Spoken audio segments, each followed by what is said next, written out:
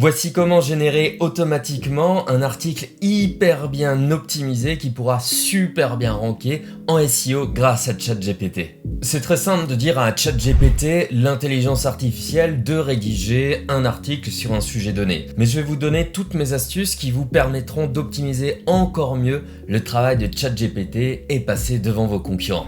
Pour ce faire, je vais utiliser la version gratuite de ChatGPT pour que ce soit accessible à tous. On peut absolument tout demander à cette intelligence artificielle et dans des langues différentes. Donc tout le tutoriel se passera aussi en français pour une excellente compréhension. Résumé super rapide, ChatGPT, c'est une intelligence artificielle avec qui vous pouvez discuter. Vous allez donc pouvoir écrire des phrases qu'on appelle des prompts qui vont permettre de demander et de questionner l'intelligence artificielle qui va répondre. Ce qui est important pour nous ici, c'est que cette intelligence artificielle prend en compte ce que vous avez dit auparavant. Donc d'une certaine manière, qu'elle a une mémoire. Ça va nous permettre de faire sauter certaines limites de ChatGPT et du coup d'améliorer énormément notre travail. Basiquement, vous pouvez dire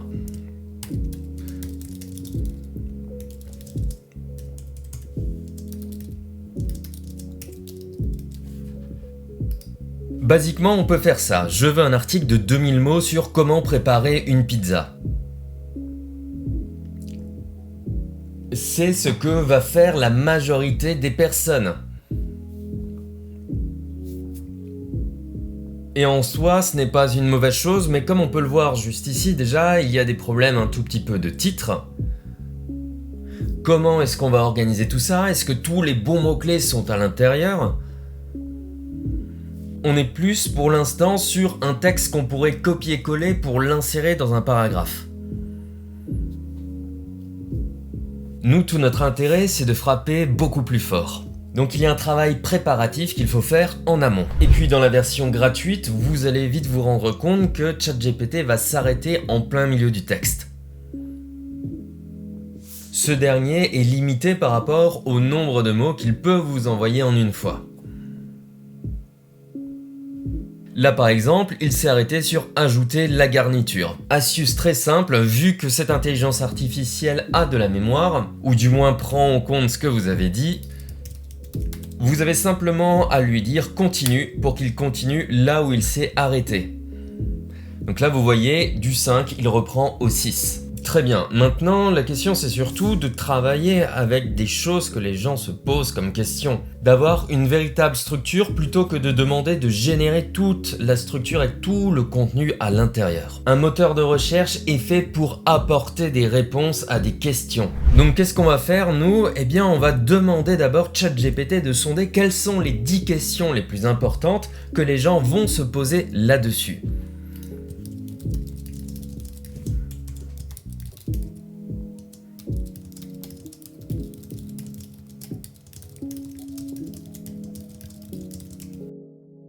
Donc j'ai demandé quelles sont les 10 questions les plus importantes que se demandent les gens au sujet de comment préparer une pizza.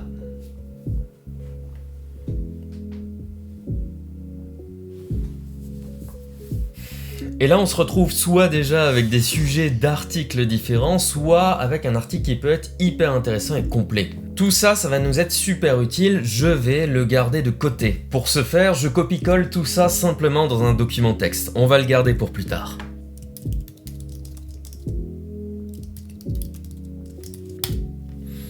Maintenant, je vais demander une structure directement à ChatGPT. Rédige-moi un sommaire de 10 titres sur comment préparer une pizza. Je fais ça parce que là, ça va me permettre d'avoir quelque chose un peu en mode étape par étape pour la conception de la pizza. Les 10 autres questions que j'avais juste avant vont être des appoints que je vais pouvoir insérer à l'intérieur de mon article. Je reprends maintenant ces 10 questions et je les copie-colle ici.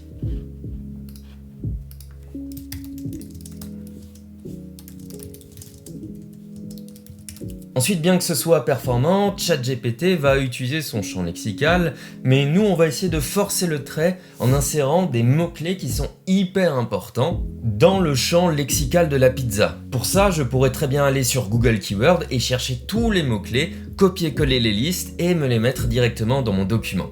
Mais vu qu'au final on utilise ChatGPT de A à Z ici, eh bien je demande directement à ChatGPT une liste de 100 mots-clés essentiels qui concernent le mode de préparation d'une pizza. On a des classiques auxquels on aurait pensé, levure, farine, huile d'olive, mais aussi on a d'autres choses comme temps de lever, des combinaisons de plusieurs mots-clés, des choses auxquelles je n'aurais pas forcément pensé, par exemple, ah ok, je vais traiter la croûte qui est mince, croûte épaisse, croûte farcie, pizza à la pierre, etc. Tout ça, vous savez où je veux en venir, ça va me permettre de travailler la longue traîne en SEO. Donc en rajoutant ces petits sujets dans mon article, j'aurai plus de chances de capter des personnes qui vont chercher par exemple comment préparer une pizza avec une croûte farcie à la pierre. Alors on farcit pas à la pierre, c'est la pizza qui est cuite à la pierre. Comme d'habitude, ici on se retrouve avec une limitation, donc on dit tout simplement continue. Je vais venir copier-coller cette liste de mots-clés juste ici. Et je rajoute la suite.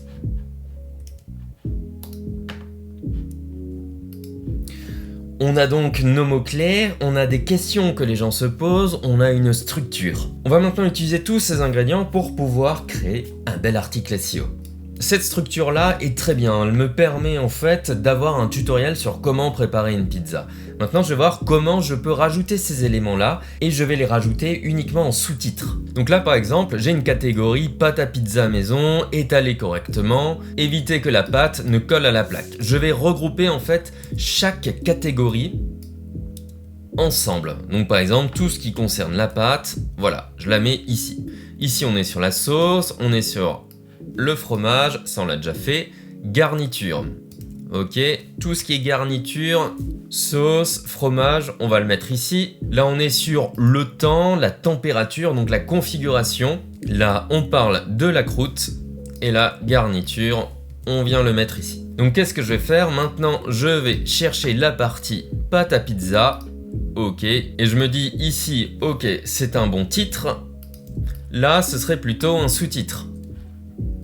Donc je vais venir copier-coller en fait mes différents sujets sur la pâte ici et ceux-là vont devenir tout simplement des sous-titres.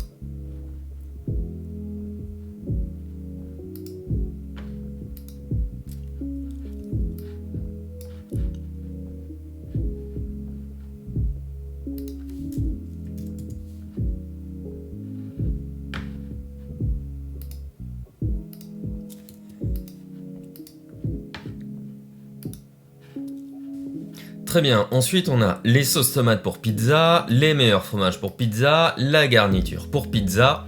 Donc on va faire un grand titre garniture et ensuite on va parler de la sauce tomate, du fromage et d'autres choses.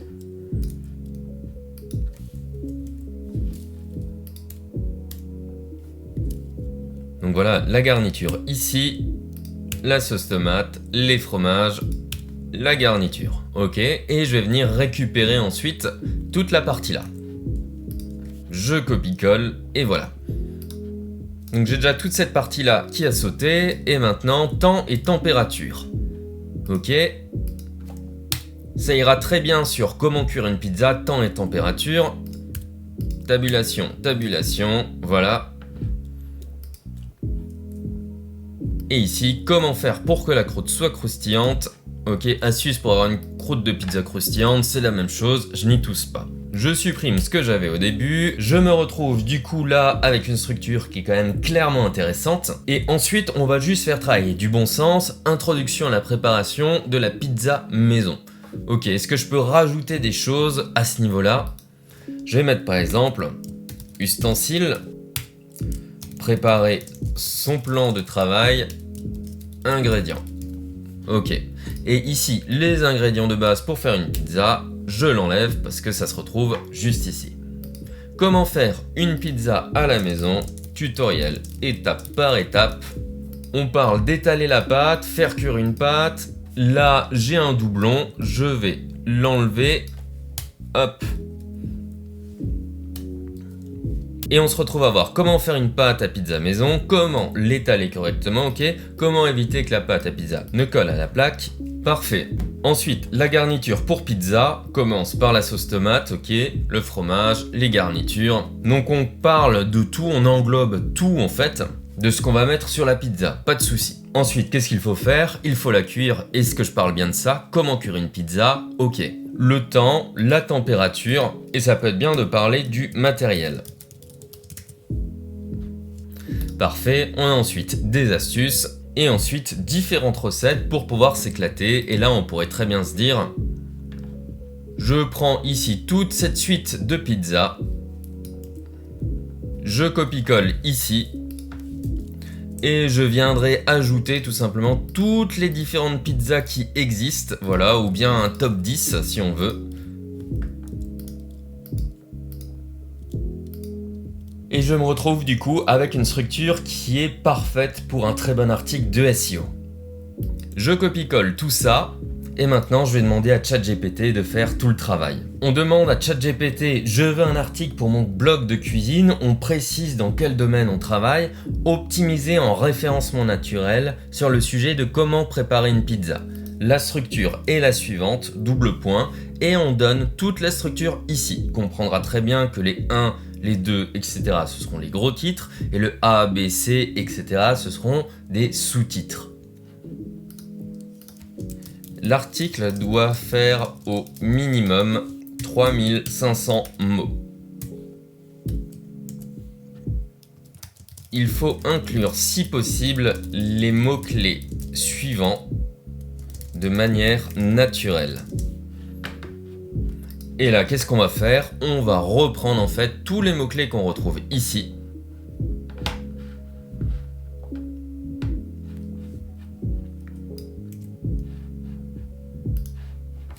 J'ouvre les guillemets, je ferme les guillemets, et c'est parti.